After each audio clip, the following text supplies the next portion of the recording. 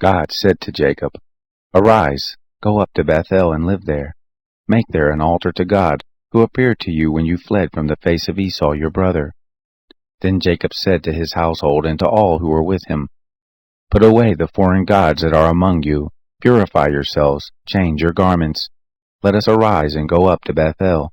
I will make there an altar to God, who answered me in the day of my distress, and was with me in the way which I went." They gave to Jacob all the foreign gods which were in their hands, and the rings which were in their ears, and Jacob hid them under the oak which was by Shechem. They traveled, and a terror of God was on the cities that were round about them, and they didn't pursue the sons of Jacob. So Jacob came to Luz, which is in the land of Canaan, the same as Bethel, he and all the people who were with him. He built an altar there and called the place El Bethel, because there was God revealed to him, when he fled from the face of his brother. Deborah, Rebekah's nurse, died, and she was buried below Bethel under the oak, and the name of it was called Alon Bakuth. God appeared to Jacob again when he came from Padan Aram and blessed him. God said to him, "Your name is Jacob. Your name shall not be Jacob any more, but your name will be Israel." He named him Israel. God said to him, "I am God Almighty. Be fruitful and multiply. A nation and a company of nations will be from you, and kings will come out from your loins. The land which I gave to Abraham and Isaac I will give it to you, and to your seed after you will I give the land." God went up from him in the place where he spoke with him. Jacob set up a pillar in the place where he spoke with him, a pillar of stone. He poured out a drink offering on it, and poured oil on it.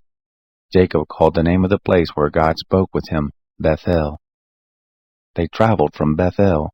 There was still some distance to come to Ephrath, and Rachel travailed. She had hard labor.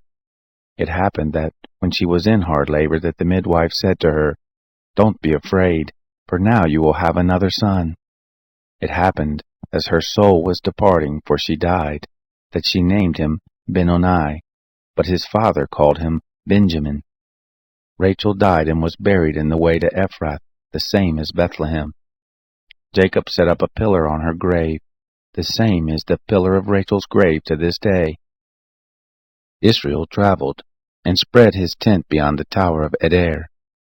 It happened, while Israel lived in that land, that Reuben went and lay with Bilhah, his father's concubine, and Israel heard of it. Now the sons of Jacob were 12. The sons of Leah, Reuben, Jacob's firstborn, Simeon, Levi, Judah, Issachar, and Zebulun.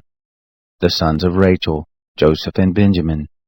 The sons of Bilhah, Rachel's handmaid, Dan and Naphtali. The sons of Zilpah, Leah's handmaid, Gad and Asher. These are the sons of Jacob who were born to him in Padan Aram.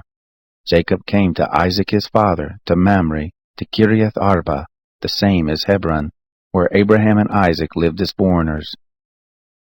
The days of Isaac were 180 years.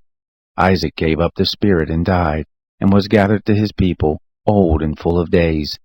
Esau and Jacob his sons buried him.